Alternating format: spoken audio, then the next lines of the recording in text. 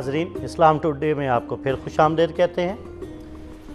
Professor साहब, जहाँ से गुफ्तगू शुरू थी जी, वहीं से दोबारा से बात चल रही थी। जी, एक इसमें ये बात जहन में रखनी चाहिए कि हुज़ूर अकरम सल्लल्लाहु अलैहि वसल्लम ने अपने खुतबे हिज्जतुल विदा में ये चीज़ फरमाई थी कि इन्नल्लाह आता कुल्ल ज़ी हक़्क़िन हक़्क़ा, अल्लाह ने हर हक़दार को उसका हक़ अता कर दिया, जिसका जो हिस्सा बनता है वो अल्लाह ने मुतय्यन फरमा दिया। फ़ला वसीयत लिवारिसिन, अब किसी वारिस के लिए वसीयत करना जायज़ नहीं है।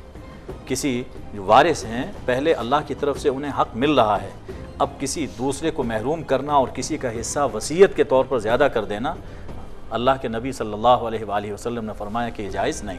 तो वारिस के लिए वसीयत नहीं की जा सकती, एक बात। दूसरी बात यह है कि वसीयत कितने माल की जा सकती है। हज़रत साद बिन अबी वक़ास रज़ी अल्लाह ताला अन्हु फरमाते हैं कि मैं बीमार हो गया तो सरवर दो आलम सल्लल्लाहु अलैहि वसल्लम मेरी इयादत के लिए तशरीफ़ लाए। आपने पूछा क्या तुमने कोई वसीयत भी की है? अच्छा, अब यहाँ एक बात ये भी अर्ज़ करना चाहता हूँ कि वसीयत एक हुज़ूर सल्लल्लाहु अलैहि वसल्लम का ताकीदी हुक्म है। हर मुसलमान को अपने मामलात वो लिख कर रखने चाहिए कि मेरे बाद कैसे हो। ये वसीयत ये ज़रूरी है। हाँ, ये लिख के ये होना चाहिए। अच्छा, इसी तरह तो पूछा कि क्या तुमने कोई वसीयत की है? उन्होंने अर्ज़ किया कि जी हज़रत, मैंने तमाम माल अल्लाह के लिए अल्लाह की राह में दे दिया। फरमाया कि औलाद के लिए क्या रखा? तो कहने लगे कि हम अगनिया व बिखैर, कि वो सब गनी हैं, उन्हें इसकी ज़रूरत नहीं। आपने फरमाया कि नहीं, उनके लिए भी कुछ रखो और बाकी जो है कुछ वसीयत करो। तो उन्होंने कहा कि हुज़ूर सल्लल्लाहु अलैहि वसल्लम ने फरमाया कि बस चलो 10वां हिस्सा वो माल का वसीयत कर दो अल्लाह की राह में, बाकी औलाद के लिए। लेकिन उन्होंने कहा कि या रसूलल्लाह, मैं कुछ और करना चाहता हूँ, अल्लाह की राह में कुछ और करना चाहता हूँ। यहाँ तक कि आपने फरमाया कि औसी बिस्सुलुस व सुलुसु कसीर, बस 1/3, 1/3 की वसीयत कर सकते हो और ये भी बहुत है। तो मालूम ये हुआ कि वसीयत होनी चाहिए अल्लाह के रास्ते में, रिफाही कामों में ख़र्च करने के लिए अगर अल्लाह ने माल दे रखा है, लेकिन वसीयत सिर्फ 1/3, तिहाई माल से हो सकती है। इससे ज़ायद इसमें ख़र्च करना ये दुरुस्त नहीं है। बाकी वो वसीयत वो नाफिज नहीं होगी और वरसा को उनका हिस्सा मिलेगा। कई जागीरदार ये भी कर देते हैं, कई हमारे यहाँ माशरे में जो लोग हैं वो कहते हैं जी हमारी तो जो बेटी है ना वो साईं लोग हो गई है जी, दरवेश हो गई है, लिहाजा इसकी अब शादी नहीं करनी जी। ठीक है। और दूसरा जो लोग करते हैं कि कहते हैं हमने तो अपनी बेटी को जहेज़ दे दिया है, लिहाजा इसको विरासत देने की कोई इसका ताल्लुक नहीं बनता विरासत से। जी। इसके बारे में आप बताएं। अल्लामा साहब, मैं ये समझता हूँ कि जहाँ तक ये बात है ना कि वो साईं लोग हो गई है और ये और वो, मैं ये समझता हूँ कि ये वो जो रहबानियत का तसव्वुर है, ये अगर तो उस सूरत में है कि वो एक नेकी के तौर पे अगर ऐसी हो गई है तो इसकी भी इस्लाम में गुंजाइश नहीं है। अल्लाह के रसूल सल्लल्लाहु अलैहि वसल्लम ने शादियाँ की हैं, अपनी बेटियों की शादियाँ की हैं, अपनी फूफियों की शादियाँ आपकी हुई, तमाम ख़ानदान अहले बैत की, सहाबा कराम की। तो अगर ये सिलसिला शुरू हो जाए तो फिर तो एक अजीम फ़साद पैदा हो जाएगा। तो इसलिए ये सूरत भी इस्लाम के अंदर ममनू है कि कोई शख्स नज़रिया बना कर अगर शादी नहीं करता तो ये गलत बात है। और अगर उसने शादी नहीं भी की तो फिर भी विरासत ना देने का तो इससे कोई ताल्लुक़ नहीं है। विरासत पाने के लिए शादी का होना कतन ज़रूरी नहीं है, बल्कि विरासत उसको बेटी होने की वजह से मिलेगी, विरासत उसको बहन होने की वजह से मिलेगी। तो इसलिए ये एक अलग बात है, ये एक सिर्फ ढकोसला है विरासत ना देने का, इसका शरीयत से ताल्लुक़ नहीं। बिल्कुल ठीक। जहाँ तक जहेज़ की बात भी सुन लीजिए। जहेज़ की जहाँ तक मैं ये समझता हूँ, ये हमारे यहाँ चूँकि बर्रे सग़ीर में हम एक तवील अरसा से हिंदुओं के साथ रह रहे हैं, तो ये असल में उनके यहाँ ये तसव्वुर मौजूद है कि वो अपनी बेटियों को, बहनों को इस तरह कुछ दे दिलाकर रुख़सत कर देते हैं और उसके बाद फिर उनका विरासत में हिस्सा नहीं होता। तो इस्लाम तो इस बात की कतई नफ़ी करता है। एक तो जहेज़ का जो आजकल तसव्वुर राइज हो चुका है, ये सिरे से खुद ही गलत है।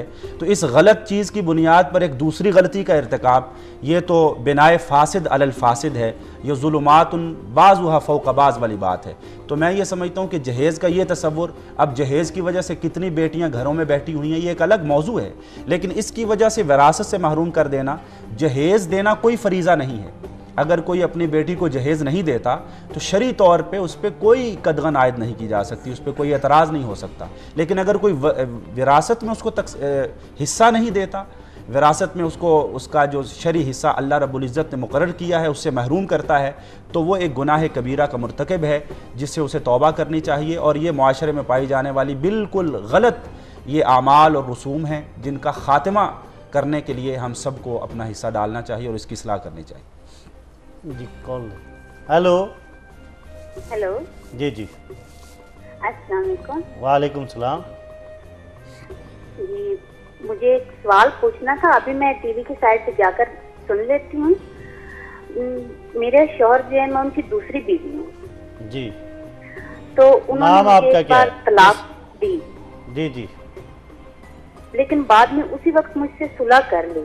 ان کی پہلے بھی بیوی ہے اور بچے ہیں. جی. میرے میں کوئی ان کی اولاد نہیں ہے، لیکن انہوں نے اسی وقت صلح کر لی اور مجھ سے زبردستی ایک سادے کاغذ پہ لکھوا لیا کہ میں نے طلاق وصول کر لی. تو اس کے بارے میں اسلام میں ان کے لیے کیا ہے؟ آپ نے ان سے صلح کر لی یا انہوں نے کی؟ صلح کر لی ہوئی ہے، میں ان کے گھر میں ہی ہوں. نہیں، آپ نے بھی تو پھر صلح کر لی نا.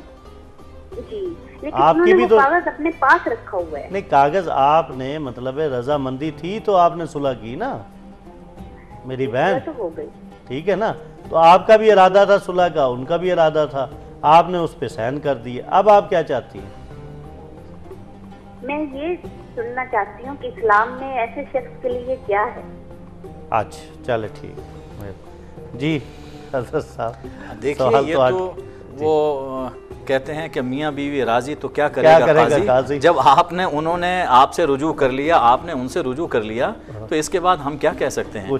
ہاں بس ایک بات ہے کہ یہ جو رجوع ہو رہا ہے یہ دیکھنا چاہیے کہ یہ کتنی طلاق کے بعد ہو رہا ہے. اگر تو طلاق رجعی کے بعد ہے تو شرعاً جائز ہے، اور اگر خدا نخواستہ انہوں نے طلاق مغلظ دے دی ہے جی اور پھر اس کے بعد رجوع کر رہے ہیں تو یہ گناہگاری ہے اور اس سے ان کو پرہیز کرنا چاہیے. علامہ صاحب ایک بات جو انہوں نے کی نا کہ ایسے شخص کے بارے میں یہ سمجھتا ہوں کہ یہ طلاق کا مسئلہ جو ہے یہ بڑا نازک اور حساس مسئلہ ہے، اور اسی لیے اللہ رب العزت نے قرآن کریم میں سے اور حدیث پاک میں بھی فرمایا گیا کہ ابغض الحلال الی اللہ الطلاق، سب سے ناپسندیدہ چیز. تو ان معاملات میں انسان کو بہت ہی محتاط ہونا چاہیے. ان میں اس طرح جو ہے وہ عدم سنجیدگی کا مظاہرہ نہیں ہونا چاہیے، بلکہ جو شرعی ضوابط ہیں ان کے مطابق طلاق دی بھی جانی چاہیے اگر ضرورت ہو، اور اگر رجوع کا مسئلہ ہو تو وہ بھی شرعی طریقے پہ ہونا چاہیے. کال لے لیتے ہیں. ہیلو. ہیلو. السلام علیکم. وعلیکم السلام. جی کون صاحب؟ بھجن امجد قصوری سعودی عرب سے بول رہا ہوں. جی ماشاءاللہ امجد قصوری صاحب فرمائیں. ہیلو. بھجن میرا سوال یہ ہے کہ میرے والد صاحب کے نام 7.5 مرلے گھر ہے. جی جی. اور ہم 2 بھائی اور 4 بہنیں ہیں. جی جی. والدہ وفات کر چکی ہے. جی جی. ہم اس کو کس طرح سے تقسیم کریں گے اور کوئی جائیداد نہیں ہے؟ ٹھیک ہے سر، ٹھیک ہے. جی امجد قصوری صاحب کا سوال آپ نے 2 بھائی اور 7 بہن. جی جی. 7 بہنیں نہیں 3 بہنیں. 3 بہنیں. 2 بھائی 3 بہنیں ہیں. بہرحال جو بھی ہو تو اس میں 2 بھائیوں اور 3 بہنیں ہیں. 3 حصے بہنوں کے اور 2 حصے، یعنی اس ٹوٹل یہ جو پراپرٹی ہے ان کو 7 حصوں میں تقسیم کر لیا جائے گا. 7 مرلے ہے تو ایک مرلہ بہنوں کے حصے میں آ جائے گا اور 2 مرلے بھائیوں کے حصے میں آ جائیں گے. ٹھیک ہے. ایک اور. ہیلو. ہلو. جی جی.